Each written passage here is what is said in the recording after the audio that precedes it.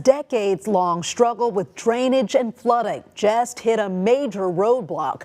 FEMA has pulled a $30 million grant. WJCL 22 News' Tia Maggio was live by the Springfield Canal near In-Market Arena. And Tia, that money was supposed to go towards Savannah's drainage and flooding issues. Good evening, Shannon. Right, the Springfield Canal behind me was actually part of a project that grant was going to fund that was going to reduce flooding by redirecting stormwater into this canal. But now that FEMA says that money is no longer coming and hurricane season rapidly approaching, people who live in these flood-prone areas are worried about what this means for them. For decades, flooding has been a fact of life in Savannah. But for some Savannah neighborhoods, it's more than just a nuisance. It's a safety risk.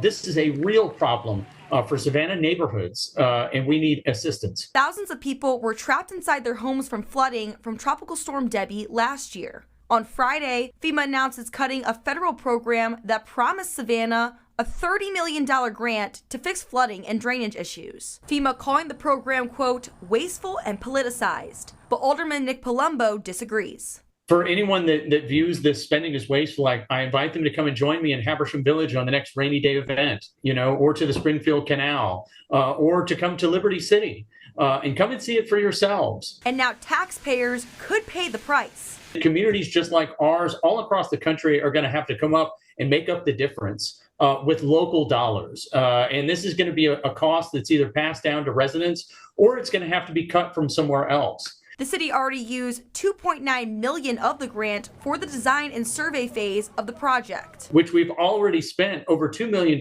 just in engineering alone as approved by the federal government.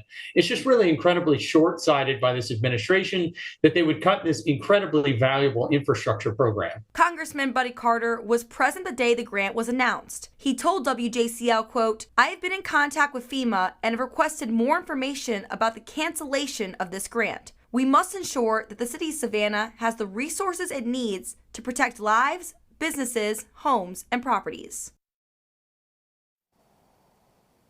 The city of Savannah also says it set up meetings with both Congressman Buddy Carter and Senators Jon Ossoff and Raphael Warnock to discuss FEMA's decision. Reporting live in Savannah, Tia Maggio, WJCL 22 News. All right, Tia, thanks so much. And Savannah isn't the only city affected by this. There were more than 400 other applicants for the grant that now won't receive a combined total of more than $4 billion.